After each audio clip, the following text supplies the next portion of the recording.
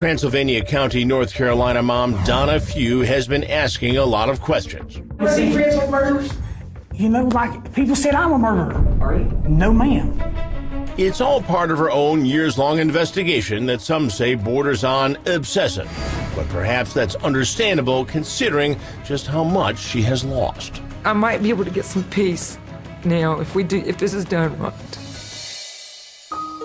They were the third and fourth of Donna's 5 kids, Mariah and Hank. 3 years apart in age, but in every other way as close as could be.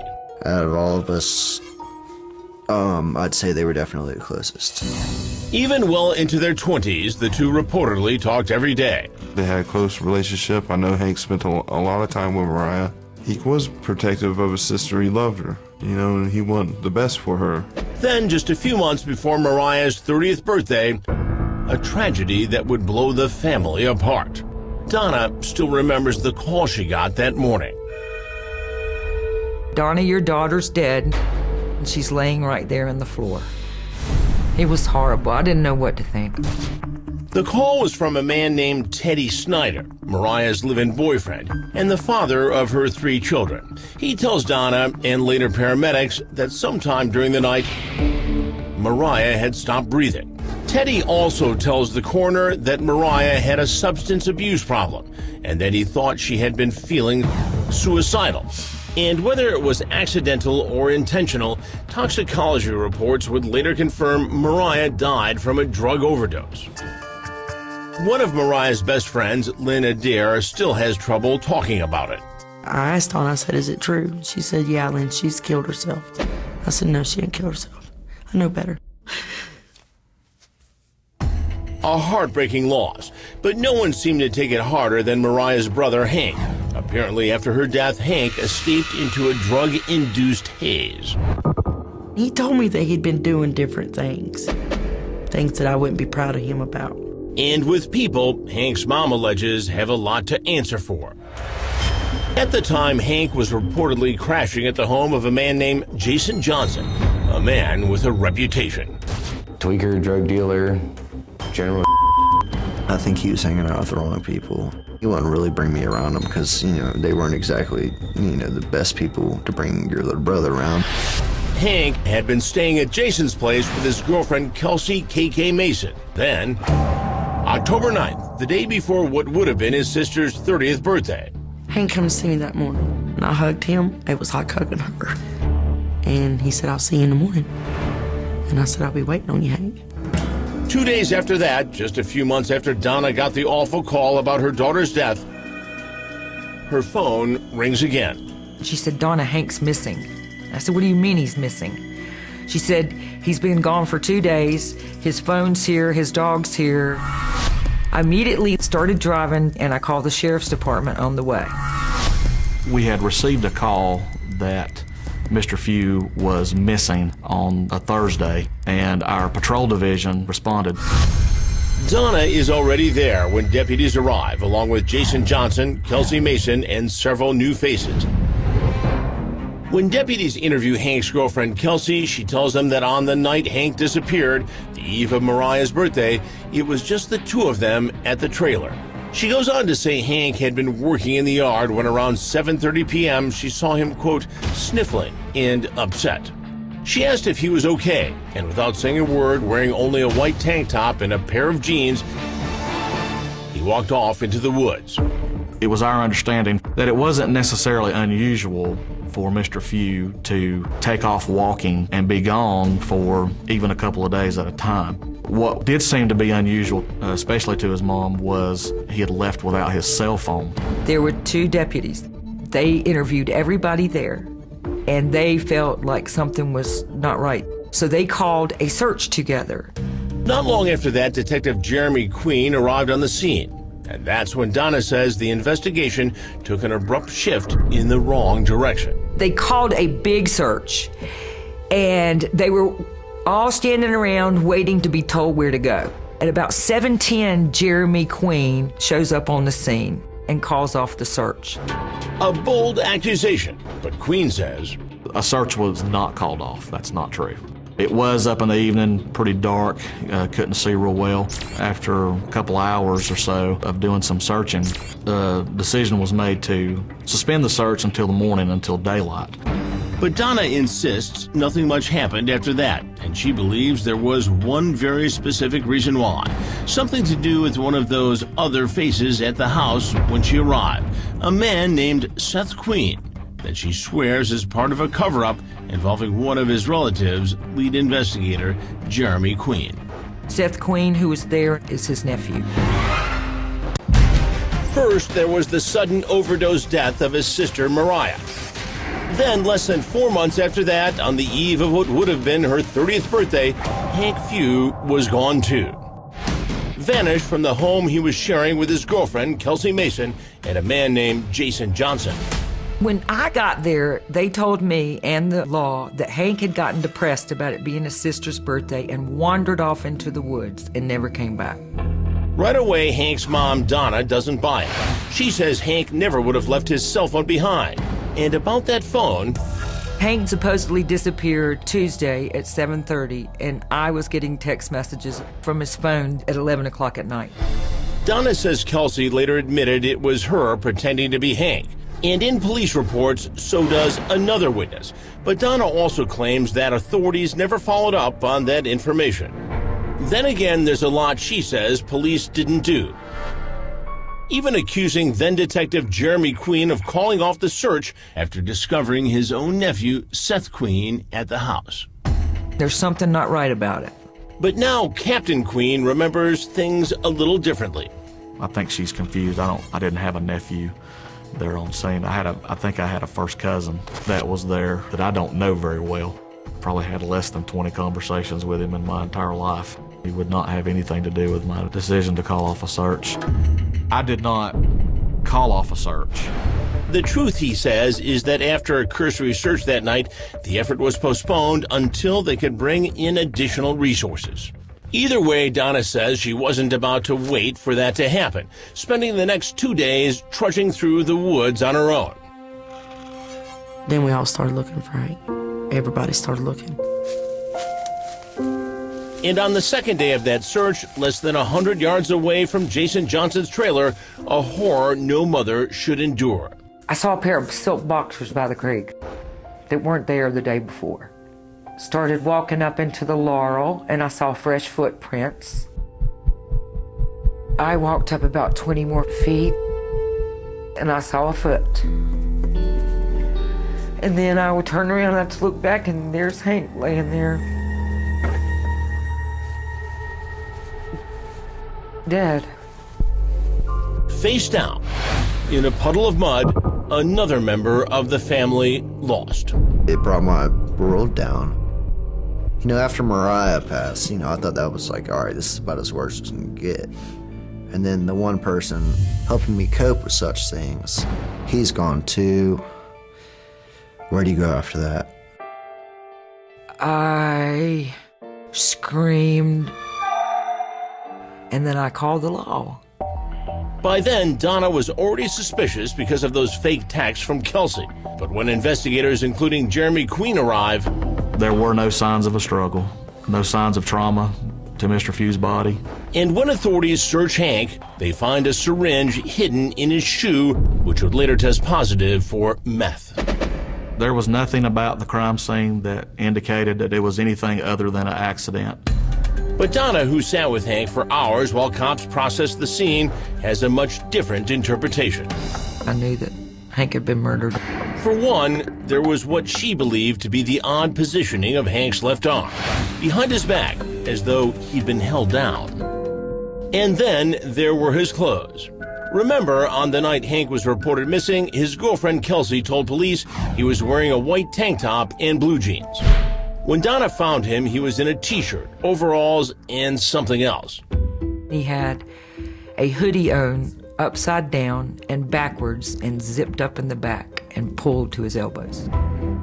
The way he was found and all that is just, it doesn't all sound too right. But to that, authorities say, well, if it was already zipped up, he could have put it on like it didn't have a zipper. I can't tell you why people who were high do the things that they do.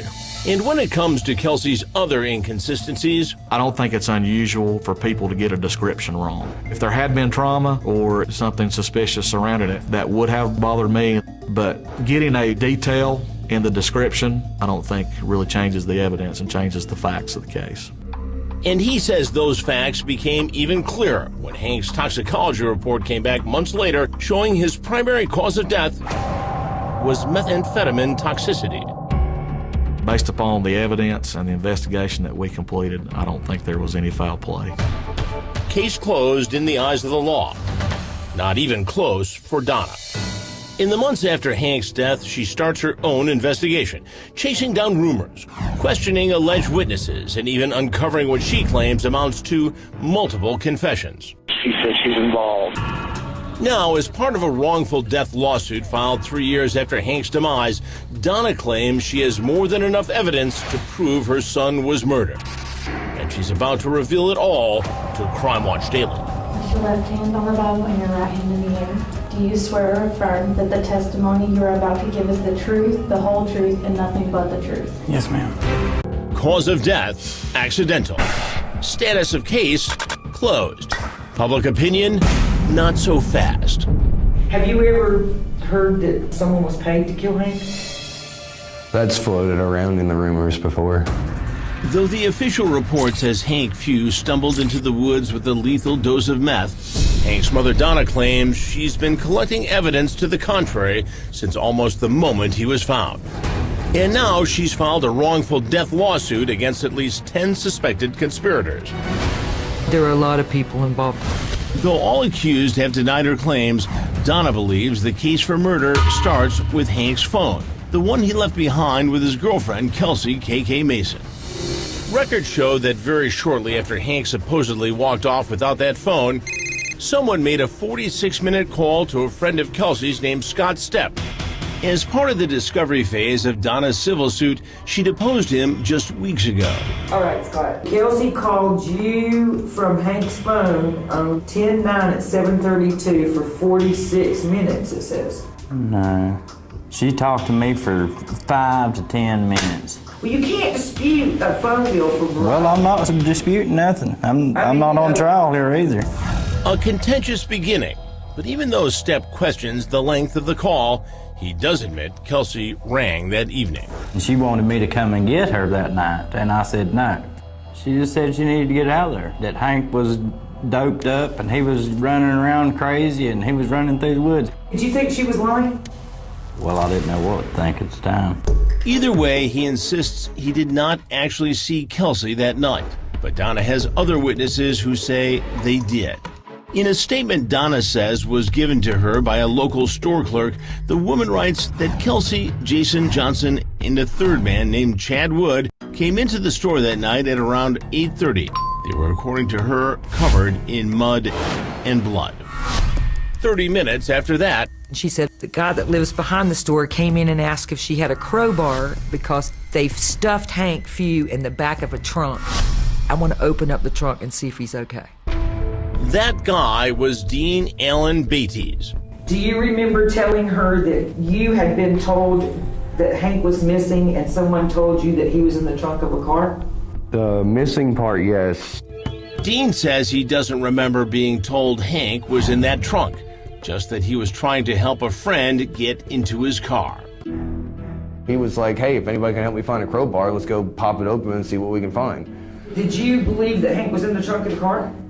I honestly didn't know what to believe. Did somebody tell you that Hank was in the trunk of the car? No. But Donna claims to have multiple other statements alleging Hank's body was at one point in that trunk. She also says she urged investigators to have that car tested, but that they ignored her. And roughly 2 months after that, someone burned that car on Jason Johnson's property. Why do you think they burned that car? Probably to conceal evidence. I mean, why else would you burn a car? Suspicious? Sure. I think it was suspicious. But that car had been searched previously. We examined the car, we examined the trunk, and there was no evidence of anyone's body being in the trunk. Why they burned that car after the fact, I will go back to what I said earlier, which was I can't speculate why drug abusers do what they do. I don't know. But Donna says she does know, and that so do a whole lot of other people. There was a party after the night Hank disappeared at Jason Johnson's house. At that house were a lot of the people Donna now lists as defendants, including Jason, Kelsey, Chad Wood, and a few others. And then there was this man, not a defendant, but a witness. Please state your name for the record. Justin Doyle's case. Not long after Hank's death, his friend JDK sent Donna a letter about what he claims to have happened when he showed up looking for Hank that night. Approximately what time did you arrive? It was just getting dark. In the letter, JD says everyone seems scared and, quote, tweet out of their mind. Then he says he saw Hank's girlfriend, Kelsey, hitting on their friend, Jason. Did you not find it strange they'd be flirting when Hank was missing? Well, I mean, yes. Was there a secret relationship between Kelsey and Jason? And was it a reason to want Hank out of the way? That's what JD asserts in his letter, writing, I really think that Jason killed Hank for KK. That's why they were together after Hank died. And he says he came to that conclusion after overhearing Jason telling another partygoer, quote, Brooke, you know what happened, and you know they will put me in prison for the rest of my life. At this point in my life, that's what I thought. You thought that Jason killed him? That's what You know. And to Donna's surprise, even though JD laid it all out in his letter 4 years ago, now that time has passed, he's suddenly changing his story. But at this point in my life, do I think I could say that? I don't. But you heard Jason say, you know what happened, and if they find out, I'm going to spend the rest of my life in prison. I never heard him say that he killed Hank. Okay, so let's do this again so we're clear. I'm about to leave, Donna, straight up now. You can't leave. Yes, I can. Tell him to arrest me then. I'm almost finished, JD. Donna gets JD to sit back down, but when she tries to question him about the letter one more time, I will spend the rest of my life in If that statement's made one more time, I'm gonna walk about the room. Yes or no? That's what was said. and that's pretty much where JD leaves it. Another strange turn in the case. As for why his original statement wasn't taken seriously the first time around, Donna alleges police made their conclusion about her son the second they found that needle. And that in the several months it took for the toxicology report to confirm it, they refused to investigate anything that might prove otherwise. We did not put an investigation on hold based on waiting for a toxicology report. But to that, Donna points to a recording made roughly a week after Hank's body was found. A phone call between someone at the sheriff's office and the father of someone else at the party that night after Hank disappeared. Chad Wood's girlfriend, Monica Hernandez. My daughter got the whole family and grandmas in panic that she's involved in the murder. Everybody just wanting me to touch base to see what's going on exactly. Right now, we're waiting to see what went on up there. We don't know. Okay.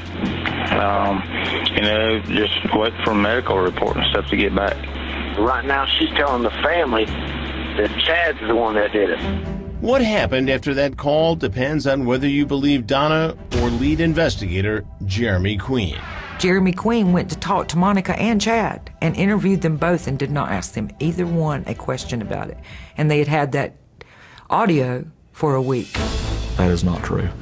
We had talked to several people. Nobody was turned away, and their statements were viewed in the light of the evidence that we had. Evidence Queen adamantly contends shows no signs of foul play. But Donna still has a lot more to reveal from what she says is a step-by-step account of how Hank was murdered. To the surprising person she accuses of being behind it all, everything short of the murder weapon. And as of a few weeks ago, even that may be changing. Shortly after Hank's disappearance, did Kelsey give you a camshaft? Yes. Why? I don't know. That's weird. If Hank Few really was murdered, what was the reason?